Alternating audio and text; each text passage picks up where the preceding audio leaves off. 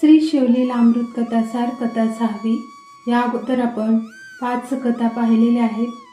आता आपण 6वी कथा 6वा अध्याय पाहणार आहोत. तर आपण आता पाहूया. श्री गणेशाय नमः. हे मदनाला जाळणाऱ्या मनमोहना, मदमत्सर रूपी अरण्याला जाळून टाकणाऱ्या, पर्वताचा जावाई असणारा, गंगेला जटेत धारण करणाऱ्या गंगाधरा, कर्पूर गौरा, विषाचे प्राशन केल्यामुळे ज्याच्या अंगाला निळा रंग आला आहे, अशा महेशा, राक्षसांचा नाश करणारा, त्रितापाचे हरण करणारा, भक्तांचा प्रिय सखा असा जो शंकर, त्याचे गुणवर्णन करायला माझ्याजवळ शक्ती नाही. जे विषय सुखाची इच्छा करून तुझी पूजा करतात, त्यांना त्यांचे इच्छित विषय पदार्थ तू मिळवून देतोस. मग तुझ्याकडे त्यांचे ध्यान लागते, त्यामुळे ते आपोआप विरक्त होतात आणि निर्वाण पद प्राप्त करून घेतात. सोमवार, शिवरात्र आणि प्रदोषी व्रते करून अनेक स्त्री पुरुष मुक्त झाले आहेत. शौनक ऋषी व इतर जमलेल्या लोकांना सूत म्हणाले, मी आता एक गोष्ट सांगतो, लक्ष देऊन ऐका.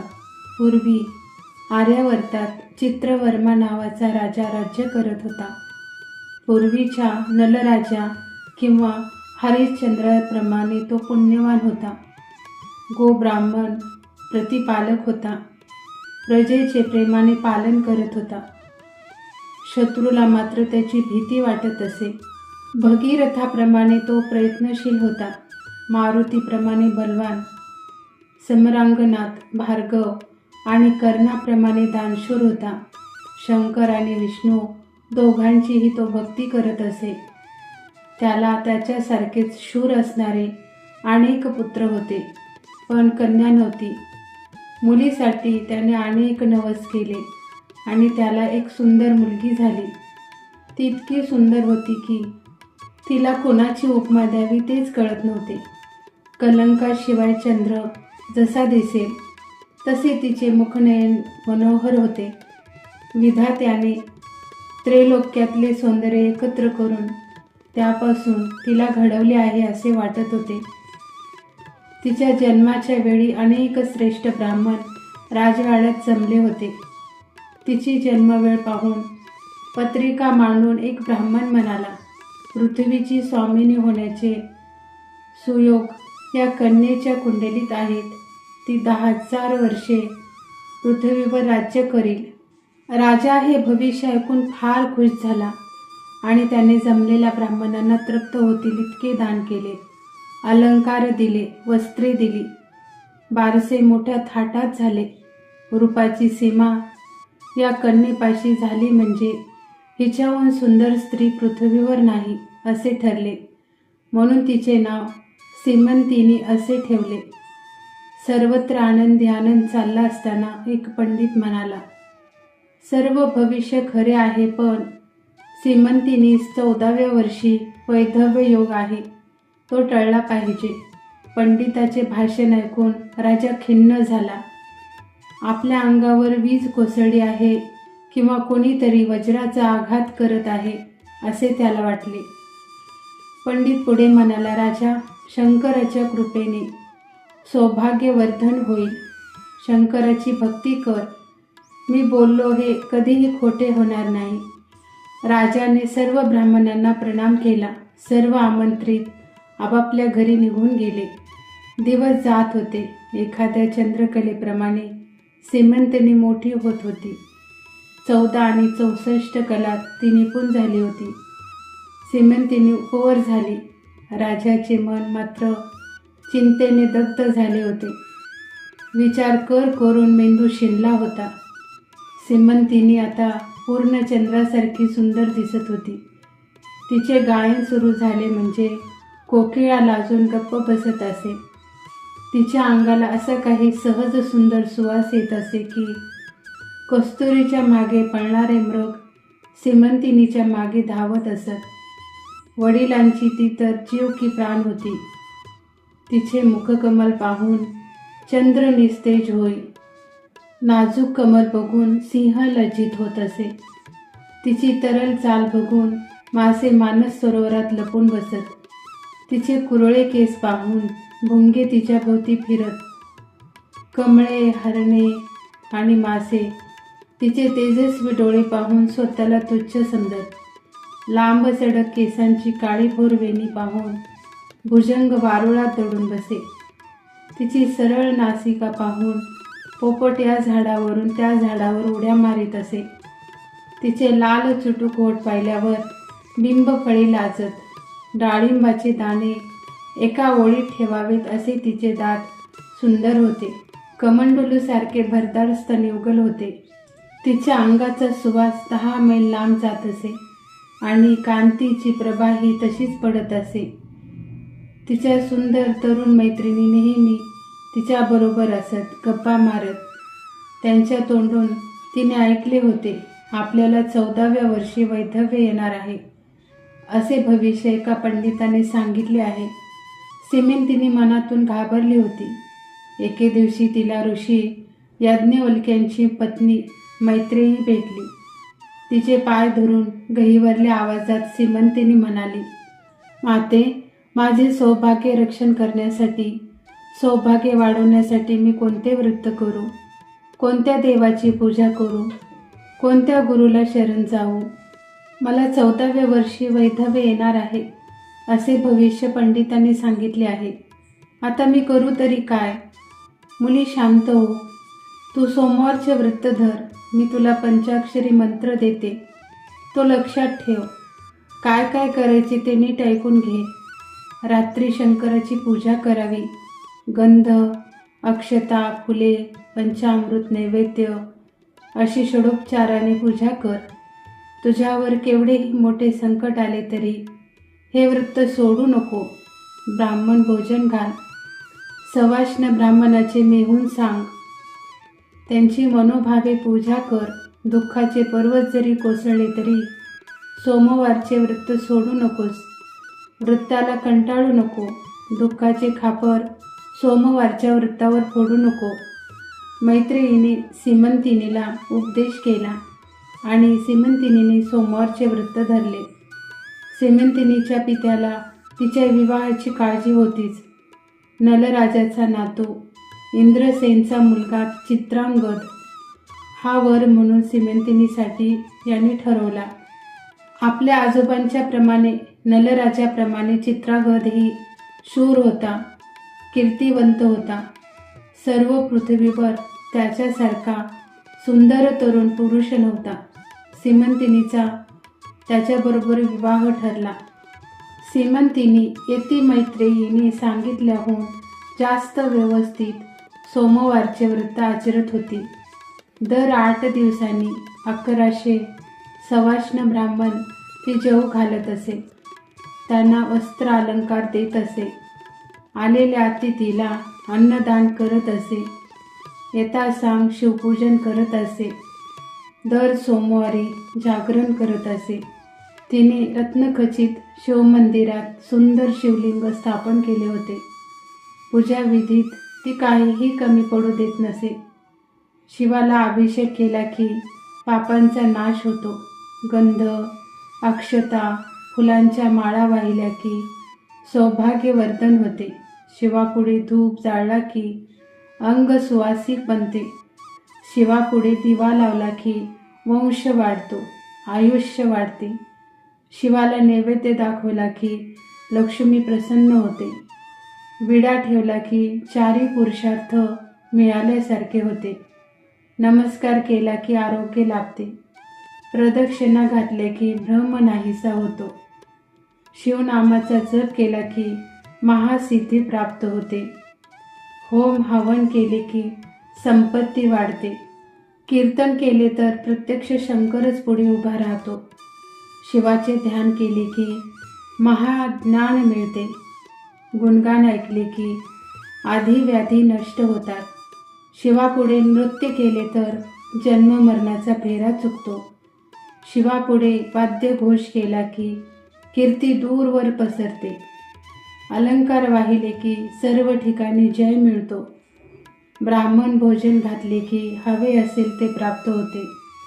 सीमंतिनी मनापासून व्रताचरण करत होती. शिवपूजनात मग्न होती.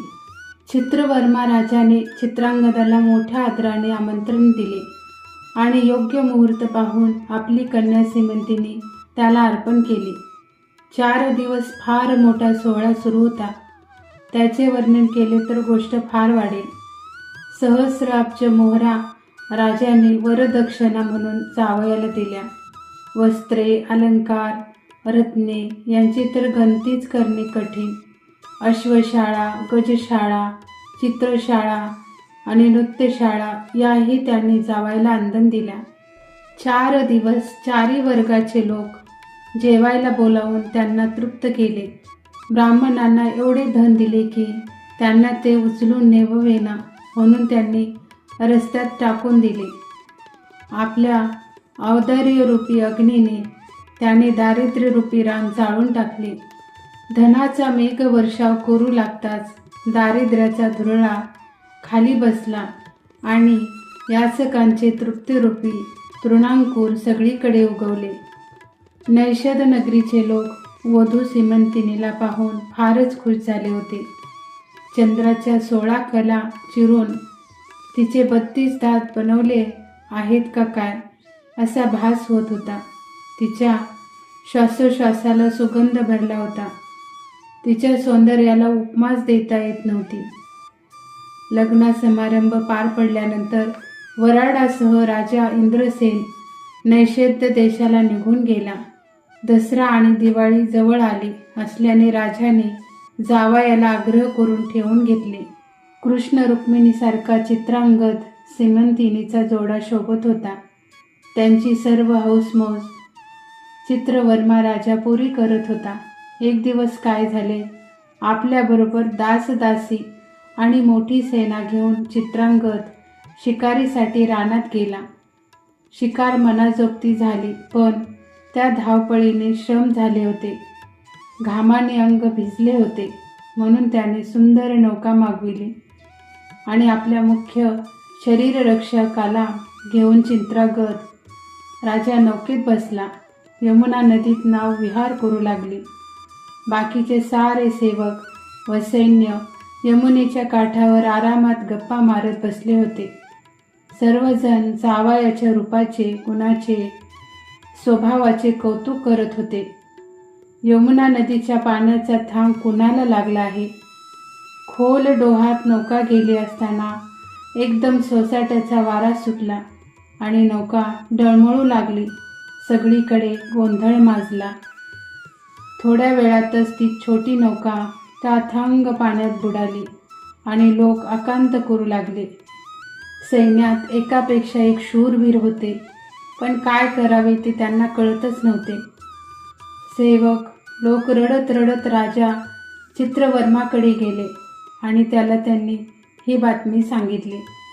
वृक्षस्थळ दुःखाने बडवतच राजा यमुनेकाठी आला. डोलीत बसून आईबरोबर सीमंतिनीही आली. सर्वजण शोकसागरात बुडाले होते. मूर्छा येऊन धरणीवर कोसळणाऱ्या आपल्या लाडक्या लेकीला राजाने सावरले. सीमंतिनीची आई मुलीच्या गळ्याला मिठी मारून शोक करू लागली. सीमंतिनीचा शोक ऐकून पृथ्वीसुद्धा कंपित झाली. समुद्राचे पाणीही तापले. पशु, पक्षी, वृक्ष, लता, पर्वत सर्वजण सीमंतिनीच्या बरोबर शोकसागरात बुडाली. दुःखाचा अतिरेक झाल्याने सीमंतिनी बेशुद्ध पडली. तेवढ्यात चित्रांगदाचा पिता इंद्रसेन आपल्या राणीसह तेथे आला. पुन्हा दुःखाचा सागर उफाळला. सोनेच्या विदीर्ण मुखाकडे इंद्रसेनाला बघवेना. चित्रांगदाची आई लावण्यवती खालची माती घेऊन तोंडात घालत शोक करू लागली. माझा एकुलता एक बाळ ह्या कालिंदिनीने खाऊन टाकला.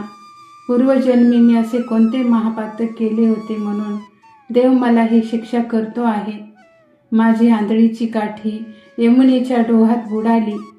माझा राजहंस कोठे आहे? माझे पाडसे कोठे आहे? माझा चित्रांगद कुठे लपला आहे? कोणीतरी मला दाखवा हो. मी पूर्वी काय पाप केले? प्रदोष व्रत मध्येच सोडले का? शिवरात्रीला जेवण केले का? सोमवारचे व्रत मोडले केले तरी काय? विष्णू आणि शंकर यांच्यात मी भेदभाव केला का? हरिहराचे कीर्तन चालू असताना त्यात मोडता घातला काय? का पंक्ती भेद केला? का मी दुसऱ्याच्या धनाची अभिलाषा धरली? माझ्या हातून काय घडले तेच मला कळत नाही. का मागच्या जन्मी दान देते म्हणून ब्राह्मणाला उगाच झुलवत ठेवले? कोणी दाता दान करत असेल तेव्हा त्यात विघ्न आणले? कोणाच्या तोंडचा घास काढून घेतला की गुरुचा द्रोह केला? का पानावर जेवायला बसलेल्या ब्राह्मणाला उठवून लावले? का हरिणी आणि तिच्या पाडसाला विरहाचे दुःख दिले? काही कळत नाही. माझे सौख्य निधान आज नष्ट झाले. आता मी काय करू? प्रधानांनी, मंत्र्यांनी, राजाराणींना सावरून धरले. चित्रवर्मा राजाने सर्वांना आपल्या राजवाड्यात नेले. शोकाने व्याकुळ झालेले इंद्रसेन, लावण्यवती थोडे दिवसांनी आपल्या नगरीला परत गेले. तो नैषध देशाचे राज्य शत्रूंनी घेतलेले त्यांना आढळले. ते दोघे पळून जाऊ लागले, पण शत्रूंनी त्यांना कैद करून आणले आणि तुरुंगात टाकले.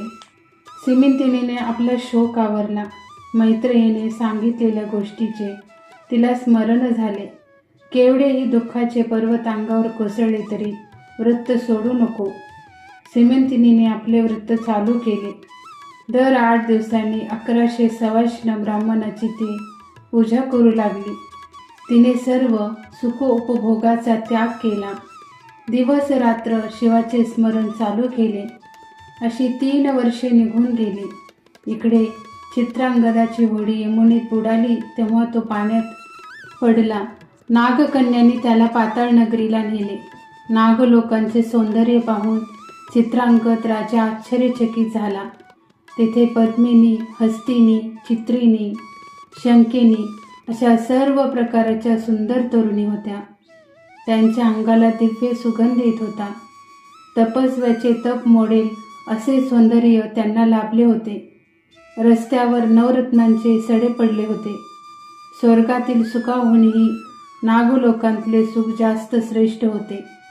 पाताळ नगरीचा राजा तक्षक नाग होता. चित्रांगदाला तक्षकासमोर उभे केले. चित्रांगद राजाने तक्षकाला नम्रपणे प्रणाम केला व राजाची स्तुती केली. तक्षक राजाने विचारल्यानंतर चित्रांगदाने आपली सर्व हकीकत त्याला सांगितली. तक्षकाने विचारले, तुम्ही कोणत्या देवाची भक्ती करता? शंकराची. शंकर कृपेचा महिमा अगाध आहे, चित्रांगदाने उत्तर दिले. प्रकृती आणि पुरुष दोघेही शंकरानेच निर्माण केली आहेत. या अनंत ब्रह्मांडाचा पसारा त्यांनीच मांडला आहे. त्यांची इच्छा बदलली तर एका क्षणात हे सर्व ब्रह्मांड नाश करू शकतील. पंचमहाभूते आपल्या शक्तीसह प्रकृती पुरुषांत सामील झालेली असतात. प्रकृती पुरुष एकरूप होऊन आदिपुरुषांत सामावतात. तो आदिपुरुष म्हणजे सदाशिव. आम्ही त्याचीच भक्ती करतो. सदाशिवाच्या मायेपासून त्रिमूर्ती त्रिगुण उत्पन्न झाले. त्यांचा सत्वांश म्हणून त्यांनी विष्णूची निर्मिती केली. रजंश म्हणून विरंचीस निर्माण केले. तमांश म्हणून रुद्र निर्माण केला. तो पुराण पुरुष असणारा सांब सदाशिव आमचा महादेव आहे. आम्ही त्याची भक्ती करतो. पाताळ, आकाश, दाही दिशा, त्रिभुवन, पंचतत्वे, नद्या, पृथ्वी, भस्म, अष्टधातू हे सर्व व्यापूनही जो उरला आहे त्या शिवाची आम्ही पूजा करतो. त्याच्या कृपेनेच फुले, वनस्पती, लतावेली निर्माण झाले आहेत.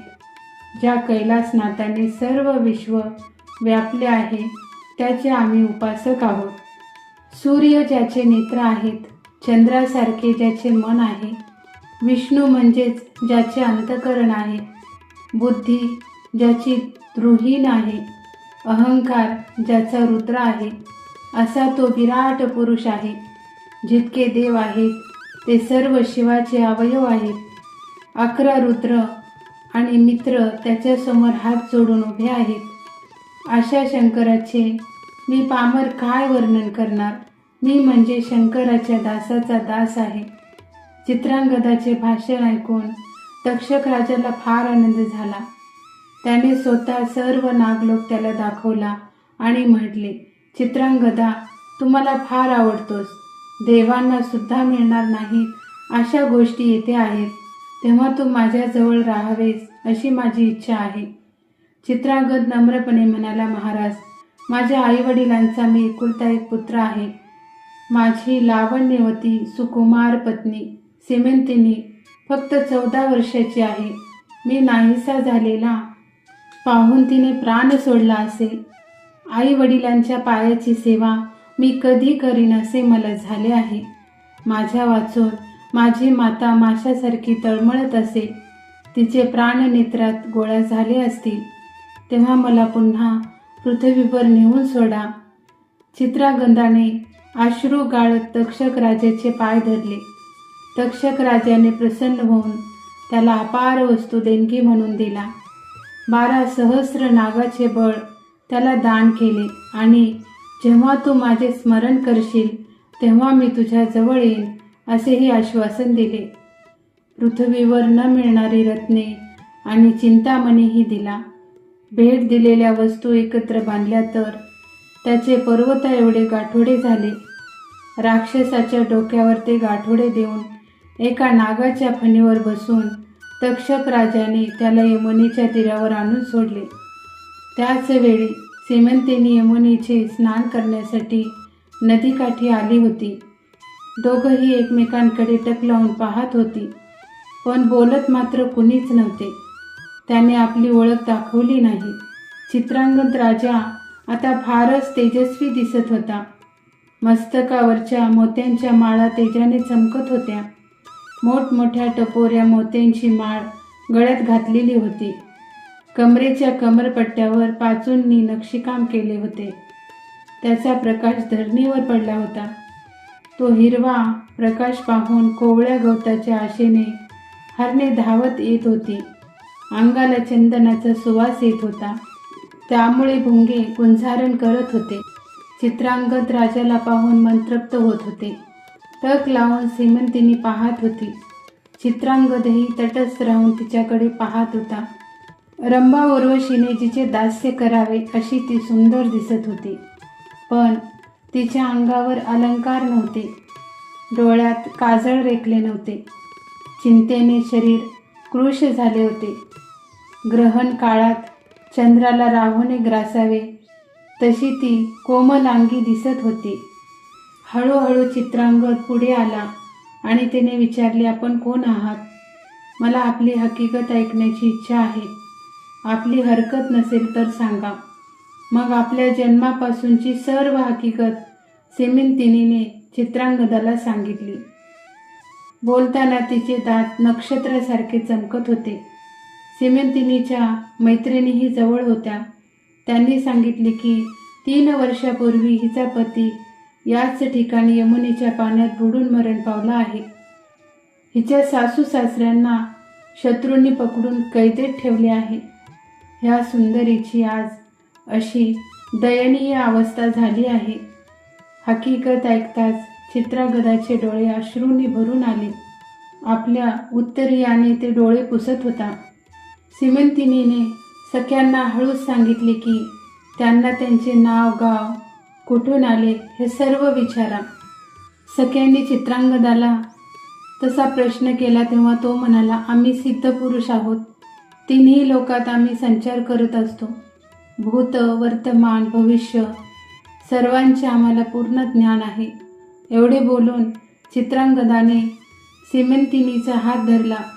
तिच्या कानात सांगितले, मुली, तुझा पती मेला नाही, जिवंत आहे. आजपासून 3ऱ्या दिवशी मी तुझी व त्याची भेट घडवून आणेन. मी शंकराची शपथ घेऊन हे सांगतो आहे. तुझे ऐश्वर्य यापुढे वाढते राहील, पण 3 दिवस ही गोष्ट कुणाला सांगू नकोस. सीमंतिनी चोरून त्याच्याकडे पाहत होती.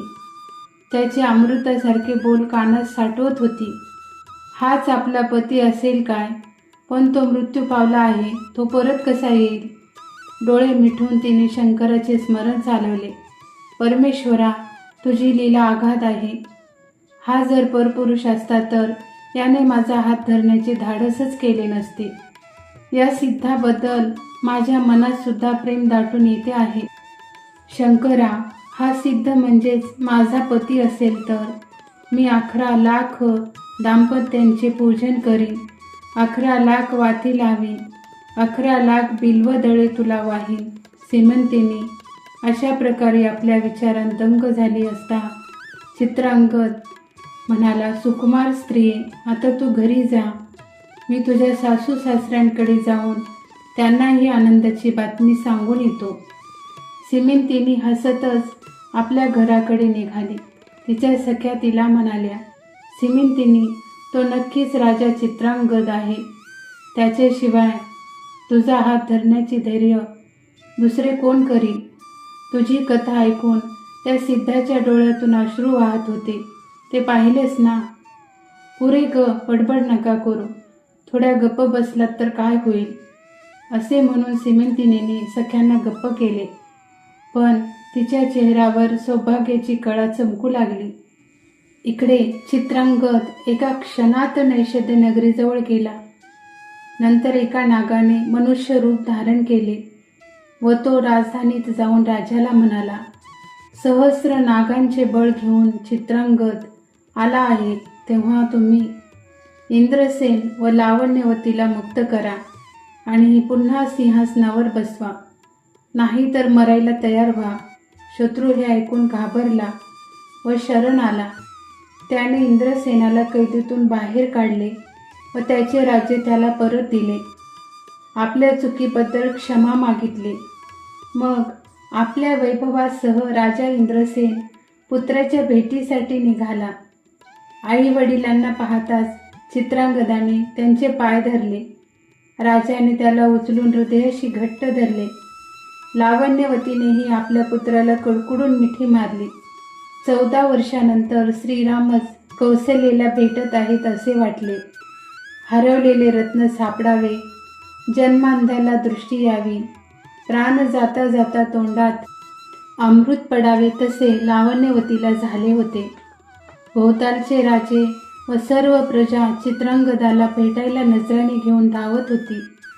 द्रोणागिरी पर्वत आणून हनुमानाने लक्ष्मणाला जीवदान दिल्यानंतर जसा आनंद पृथ्वीवर पसरला होता तसाच आनंद आजही दाटला होता. सर्व नैषध्यपूर शृंगारले होते. माता पित्यासह चित्रांगद मिरवत चालला होता. चित्रवर्मा राजाला ही बातमी कळवण्यासाठी सेवक धावले होते. राजाला जामात आले आहेत अशी वार्ता कळताच काय करावे ते त्याला सुचेना. चित्रवर्म्याचे नेत्रातून आनंदाश्रू वाहू लागले. कंठ भरून आला. ज्यांनी त्याला हे शुभवर्तमान सांगितले त्यांना राजाने अपार धन दिले. आणे करत भरून नगरात साखर वाटण्याचा हुकूम दिला. मंगलवाद्य वाजू लागली. राजाने आपला खजिना उघडा केला व त्याला जे जे हवे असेल ते घेऊन जावे असे सांगितले. जय जय उमानाथ म्हणून राजा नाचत होता. ज्याचे जोडे घेऊन सेवक मागून धावत होते. सीमंतिनीला सख्यांनी सजवले होते. शिवनामाचा जय जयकार करत तिच्या गळ्यात मंगळसूत्र बांधले होते. नेत्रात काजळ रेखले होते. सौभाग्य तिलक लावला होता. दशगुणी विडा करून तिला खायला दिला होता. एक जण तस्त पुढे करत होती. नगरातल्या स्त्रिया सीमंतिनीला बघायला राजवाड्यात गोळा झाल्या होत्या. सीमंतिनीच्या आईने तिला मिठी मारून म्हटले, पोरी, तुझं सौभाग्य आज झगमगते आहे, सुखात राहा.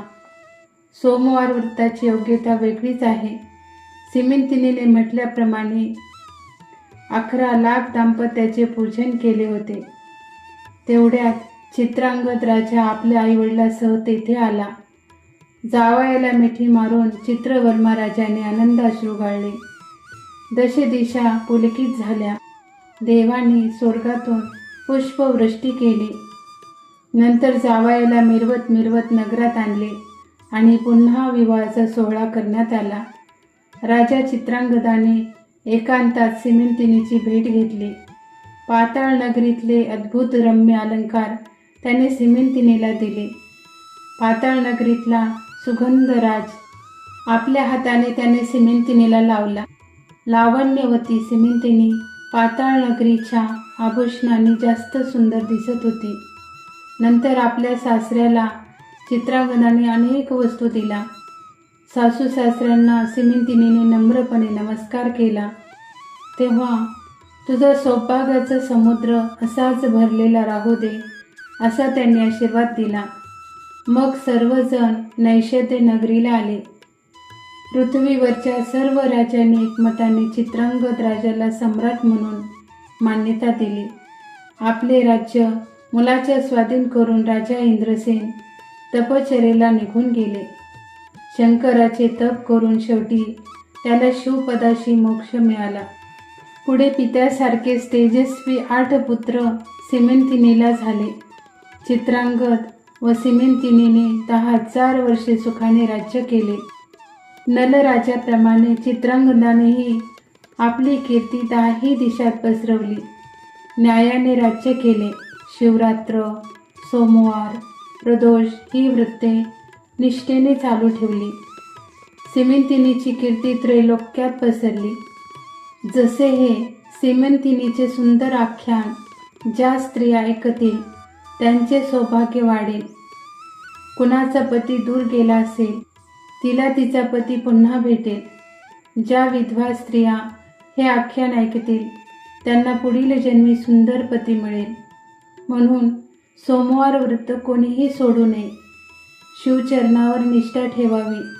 हे आख्यान ऐकल्यावर हरवलेला मुलगा पुन्हा येऊन भेटेल. आयुष्य, आरोग्य व ऐश्वर्य वाढेल. ज्ञान आणि विद्या मृत्यूचे गंडांतर तळेल. गेलेले धन प्राप्त होईल. शत्रूचा पराजय होईल. हे सिमेंतिनी आख्यान म्हणजे प्रयाग क्षेत्र आहे. भक्तिरूपी माघ मासात यात स्नान करतात सर्व दोष नष्ट होतील व अंती शिवपद प्राप्त होईल.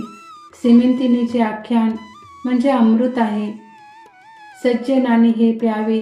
निंदक, राक्षस, तापट लोकांनी अहंकाररूपी मध्येच प्यावे. श्रीधर स्वामी म्हणतात, अपर्णेचा पती म्हणजेच ब्रह्मानंद आहे. जय जय रघुवीर समर्थ.